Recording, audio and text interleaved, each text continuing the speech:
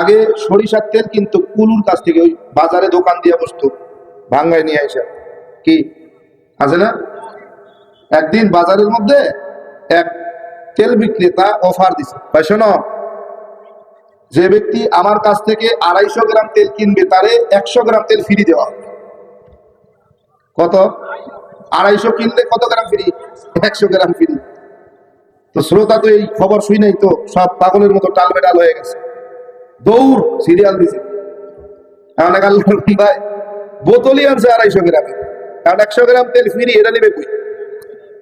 আগেকার দিনে মুরব্বীরা সাধারণত হাট বাজারে যাইতো তেল আনার জন্য, কাচের বোতল ছিল, ঠিক না? কাচের বোতল, ওই যে কাচের বোতলের পাশায় একটু গর্ত থাকতো, ঠিক না?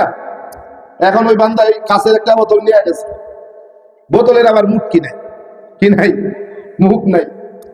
তেল আলাই কইছে তেল দে, তেল দিছে, কয় ফ্রিটা নিবেন কিসে? কয় আর তো অতিরিক্ত কোনো সামান আনি নাই।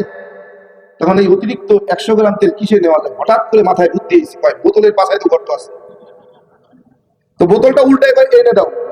এমন কি বোতলের তো মুখ নাই, আসলটা আছে। আসল ফাও নিতে যায়, আসল হারাইছে। এখন এখানে সারা রাত ধরে বয়ান করে যদি ফজর কাজা হয়, তাইলে কি কি ফাও নিতে যায় আসল